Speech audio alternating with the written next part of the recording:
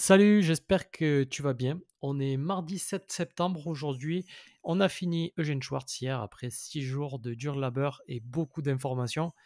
Aujourd'hui, on commence avec quelqu'un qui a écrit des livres encore avant Eugène Schwartz et qui a planté les bases de la publicité moderne. Il s'agit de Claude Hopkins. Peut-être que tu en as déjà entendu parler, peut-être pas. En tout cas, il a écrit deux livres, c'est My Life in Advertising et Scientific Advertising. Le deuxième est plus connu que le premier. Pourtant, moi, j'ai préféré le premier. Les deux parlent à peu près de la même chose et il explique comment faire de la publicité, hein. Mais le premier est un petit peu plus romancé avec une partie autobiographique. Donc, quand on aime lire, on aime bien avoir des histoires. Scientific Advertising, il va vraiment voilà, comment faire. C'est plus carré, c'est plus rapide. Il avait rédigé quand il était dans une agence de publicité. C'était pour faire leur promotion. Donc, Claude Hopkins, pour la petite histoire, il est né en 1866, il est mort en 1932. Donc, vous voyez, c'est assez vieux. Ça fait 89 ans qu'il est mort. Donc, bravo, bravo Claude. Si tu existes encore dans nos têtes 89 ans après, c'est que ton travail était pas trop mal quand même. Donc, il a travaillé pour plein d'entreprises qui sont encore connues pour certaines, comme Palmolive. Pepsodent peut-être aussi, je ne suis pas sûr que ça existe, mais ça sonne bien. Donc, j'imagine qu'aux États-Unis, ils mettent du Pepsodent sur leurs dents pour les laver. Donc, pour commencer avec les grosses idées de ce livre, l'idée qui me semble importante à développer en premier, ce sont les recherches. Pour lui, les recherches sont très très importantes. La preuve, il explique que les non informés, donc ceux qui ne savent pas faire des publicités, ils seraient stupéfaits de connaître la quantité de travail impliqué dans une seule annonce, des semaines de travail parfois. L'annonce semble simple pourtant, mais elle doit plaire à des gens simples. Et derrière cette publicité, on peut trouver des tonnes de données, enfin peut se trouver des tonnes de données, des volumes d'informations, des mois de recherche. La publicité n'est donc pas le domaine des paresseux. Voilà. Lui, il était assez carré et d'ailleurs, il n'aimait pas l'humour.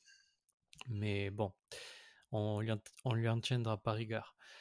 Donc, pour, il y a deux sortes de recherches qu'on peut distinguer. Les recherches en allant poser des questions aux clients, aux prospects, et des recherches dans les livres. Bon, là, alors à l'époque, ça se faisait, voilà, lui, il veut avoir une bibliothèque énorme avec des recherches scientifiques, etc., pour étayer ses propos. Ça, c'est très important pour lui, de pouvoir étayer ses propos.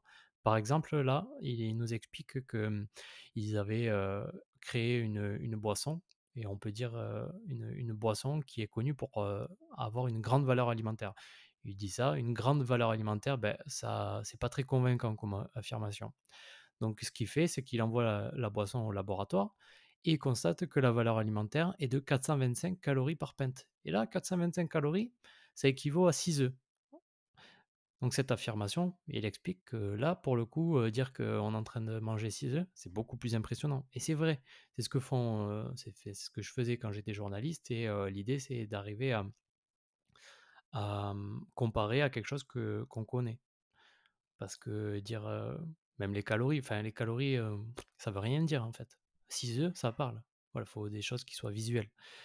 Euh, Il y a un autre exemple qui est intéressant, et là, il a combiné les deux formes de recherche, et ce qu'il devait faire assez souvent, hein. C'est à propos de Palmolive. Palmolive, il a aidé à le développer, il n'existait pas, enfin, ils n'étaient pas du tout connus. Et une fois que c'était connu pour son savon. Et il voulait intégrer le marché de la mousse à raser. Mais c'était compliqué parce que dans l'inconscient des clients, c'était pas possible parce enfin, parce qu'ils savaient, c'était pas leur cœur de métier. Donc il explique, j'ai envoyé des hommes faire des interviews à des centaines d'hommes, je leur ai demandé ce qu'ils désiraient le plus dans une crème à raser. Ensuite, j'ai apporté ces réponses à Milwaukee, donc où était le siège de Palmolive, et je les ai soumises au chimiste en chef. J'ai dit, ce sont les facteurs que les hommes veulent. ils peuvent les trouver dans d'autres crèmes à raser, mais personne ne leur a encore dit. Ça, c'est quelque chose qui explique, c'est expliquer le process. Donnez-moi ces données réelles sur ces résultats appliqués à la crème à raser Palmolive. Les hommes, il explique qu'ils voulaient une mousse abondante. Cassidy a prouvé que la crème à raser Palmolive se multipliait en mousse 250 fois. Et toutes les autres mousses le faisaient, mais eux, ça a été les premiers à le dire.